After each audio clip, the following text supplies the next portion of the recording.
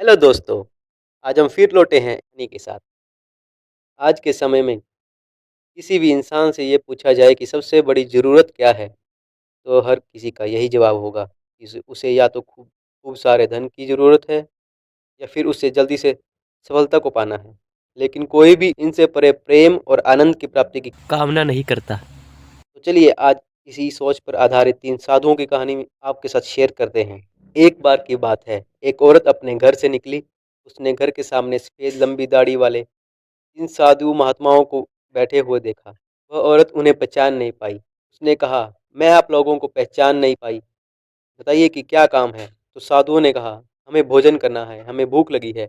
तो उस औरत ने कहा, ठीक है, कृपया मेरे घर में पधारिए और भोजन ग्रहण कीजिए। तो साधुओं ने फिर कहा, क्या तुम्हारा पति घर में है? तो औरत ने जवाब दिया, नहीं, वह कुछ देर के लिए बाहर गए हैं। तो साधुओं ने कहा कि तब हम अंदर नहीं आ सकते। थोड़ी देर में पति घर वापिस आ गया। उसे साधुओं के बारे में पता चला तो उसने तुरंत अपनी पत्नी से उन्हें आमंत्रित करने के लिए कहा।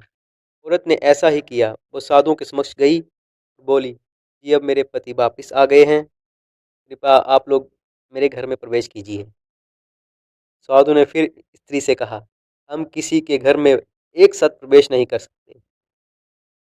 तो औरत ने कुछ अचरज करते हुए पूछा, ऐसा क्यों है? जवाब में मध्य में खड़े साधुओं ने कहा, पुत्री, मेरी दाईं तरफ खड़े साधु का नाम धन और बाईं तरफ खड़े साधु का नाम सफलता है और मेरा नाम प्रेम है। अब जाओ और अपने पति से विचार विमर्श करके बताओ कि तुम हम तीनों में से किसे बुलाना चाहती हो। औरत अंदर गई और अपने पति से सारी बात बता दी। पति बेहद ही खुश हुआ। पति कहने लगा, वाह, आनंद आ गया, चलो जल्दी से धन को बुला लेते हैं। उसके आने से हमारा घर धन दौलत से भर जाएगा और फिर कभी पैसों की कमी नहीं होगी। तो औरत बोली, क्यों ना हम सफलता को बुला लें, उसके आने से तो हम जो करेंगे वो सही ही होगा और हम देखते देखते धन धन दौलत के मालिक भी बन जाएंगे। तो पति फिर से बोला, तुम्हारी बात भी सही है, पर मुझे तो लगता है हम धन को ही बुला लेते हैं।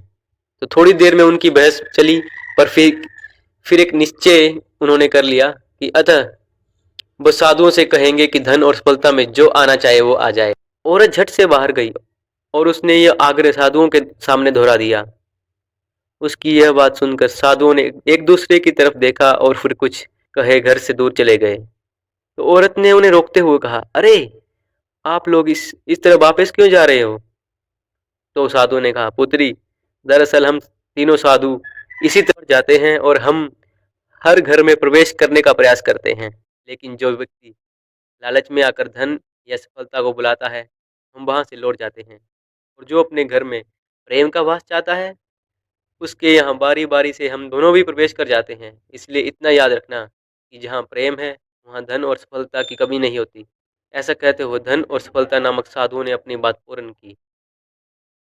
दोस्तों, इस कहानी से हमें यही शिक्षा मिलती है कि यदि इंसान लालची ना होकर निस्वार्थ भाव से दूसरों के हित और आनंद की कामना करता है, तो निश्चय ही उसे जीवन की वास्तविक सुख की प्राप्ति होती है। सच्चा सुख आनंद में ही मिलता है।